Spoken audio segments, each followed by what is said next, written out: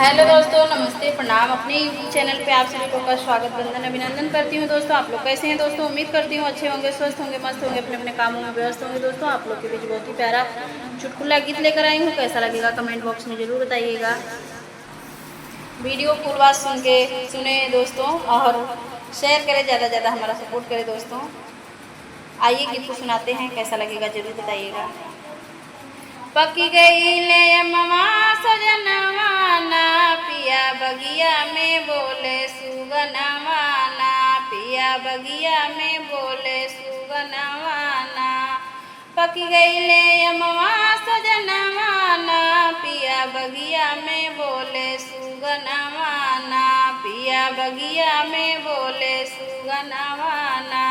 बगिया घूमन गईली छोटकी नदिया, बगिया घूमन गईली छोटकी नदिया, लड़ी गईले मलिया से नजरिया ना, पिया बगिया में बोले कोयलिया ना, पिया बगिया में बोले कोयलिया ना। पकी गईले अम्मा सजनवा ना, पकी गईले अम्मा सजनवा ना, पिया बगिया में बोले कोयलिया ना, पिया बगिया में बोले कोयलिया ना।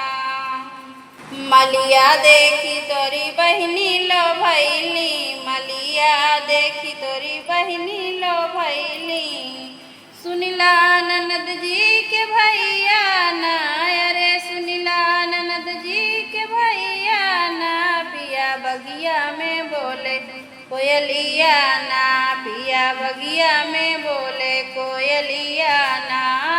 पकी गईले अम्मा सजनवा ना, अरे पकी गईले अम्मा सजनवा ना, पिया बगिया में बोले कोयलिया ना, पिया बगिया में बोले कोयलिया ना।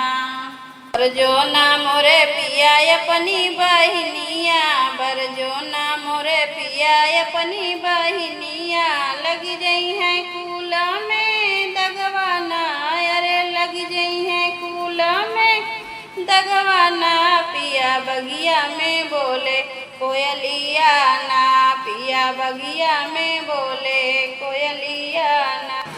पकी गई ले अम्मा सजनवा ना, अरे पकी गई ले अम्मा सजनवा ना, पिया बगिया में बोले कोयलिया ना, पिया बगिया में बोले कोयलिया ना।